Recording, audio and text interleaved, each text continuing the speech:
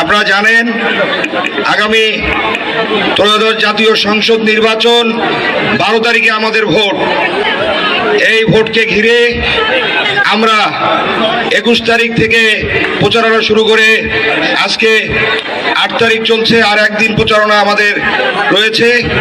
এইবার বিভিন্নভাবে প্রচারণায় মানুষের মাঝে গিয়ে যে আকুতিটা আমরা তাদের মুখে শুনতে পেয়েছি, তাদের প্রাণের দাবি যে কাজগুলো আছে, বারবার অনেকেই বিগত দিনে এমপি হয়ে গেছেন, তাদেরকে প্রতিশ্রুতি দিয়েছেন, কিন্তু সেই কাজগুলো তারা আর তাদের প্রতিশ্রুতিবদ্ধ কাজগুলো করে নাই।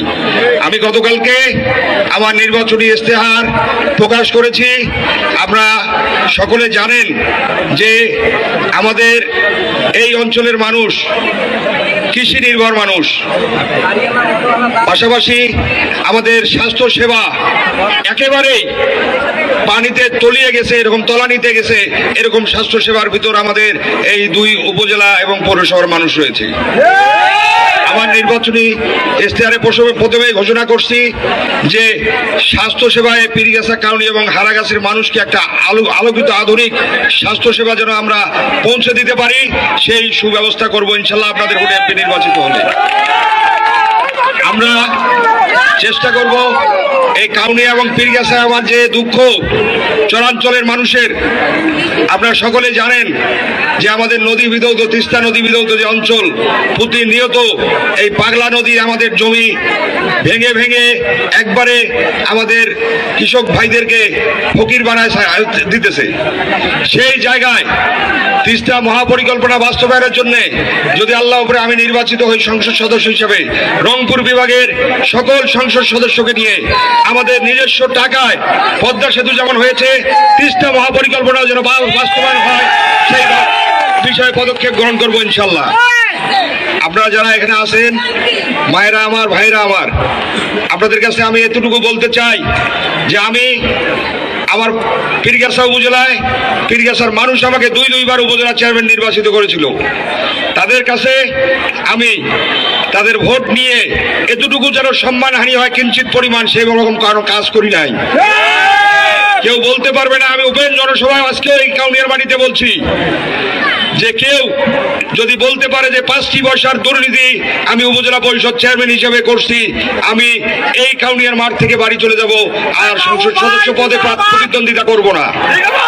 এই সৎ সাহস আমার ভিতরে আছে, এবং আমার রাজনৈতিক প্রতিশ্রুতি যেটা, সেটা হচ্ছে হারামের টাকা যেন আমার নারে না ঢোকে, এই দোয়া আপনারা সকলে করবেন।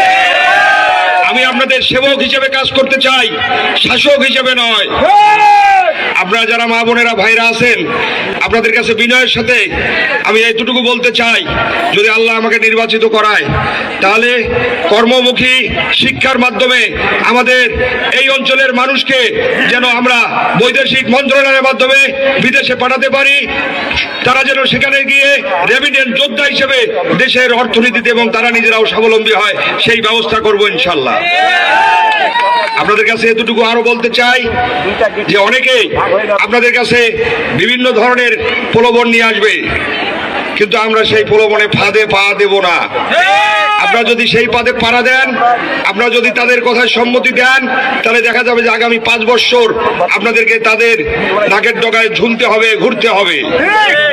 কেন বিনিময়ের কোনো জিনিসের ফলাফল ভালো হয় না, এটা আমরা বিগত দিনেও দেখেছি, এবং আগামীতেও তারা সেই কাজটাই করবে, এটা ভেবে দেখবেন আপনারা। আমি আজকে আপনাদের মাঝে যে কথাটুকু বলতে চাই, যদি আল্লাহ উপরে আমাকে এমপি নির্বাচিত আল্লাহ করায় আপনাদের উপলক্ষে, ইনশাল্লাহ পীরগাছা, কাউনিয়া এবং হারাগাছের যত অসমাপ্ত কাজ আছে, সেই কাজগুলোকে সমাপ্ত করার জন্য প্রয়োজনীয় পদক্ষেপ গ্রহণ করবো ইনশাল্লাহ। এই আমার নির্বাচনী ইশতেহারে এই বিষয়গুলো আমি তুলে ধরেছি, এবং মাদককে আমরা সবাই না বলি, মাদকের সবল থেকে বাঁচার জন্য আমাদের সকলকে নিয়ে সংগ্রামী কমিটি গঠন করে তাকে যেন প্রতিহত করতে পারি, মাদককে যেন আমরা আমাদের এখান থেকে নির্মূল করতে পারি, সুশীল সমাজ সবাইকে নিয়ে ইনশাল্লাহ সে বিষয়ে আমার প্রবল পদক্ষেপ থাকবে, এই আশাবাদ আমি আপনাদের মাঝে ব্যক্ত করছি। আজকে আপনারা যারা আছেন, আপনাদের কাছে যে আগতিটা, আজকে আমাদের জন্মকে অনেকে অস্বীকার করতেছে, 71কে অস্বীকার করতে করতেছে সংবিধানকে। আজকে ৭১-এর কোনো ছোঁয়া নাই সংবিধানে, যে আজকে প্রণয়নের জন্য চিন্তা ভাবনা করতেছে।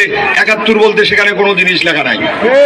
তাহলে আমার জন্মকে যদি কেউ অস্বীকার করে, তাহলে আপনারা একটু ভেবে দেখেন যে আগামীর বাংলাদেশ তাহলে কোন দিকে যাচ্ছে। যদি আমরা ভুল কোনো পদক্ষেপ নেই, তাহলে এর খেসারত আমাদের সকলকে দিতে হবে। আপনারা যারা আছেন, মা বোন ভাইয়েরা আমার আছেন, যারা আজকে এখানে আমার এই ক্ষুদ্র মানুষটার ডাকে আপনারা এসেছেন, আজকে এই মঞ্চ থেকে আপনাদেরকে প্রতি আহ্বান, আগামী 12 তারিখ আমার প্রতীক লাঙ্গল মার্কায় আপনারা সকলে ভোটটা করে দিবেন এবং ইনশাল্লাহ এই ভোট আপনাদের ভোটের মাধ্যমে বিজয় হয়ে সেই বিজয়ের মালা যেন আপনাদের গলায় পরাতে পারি, সেই দোয়া আমার জন্য করবেন ইনশাল্লাহ।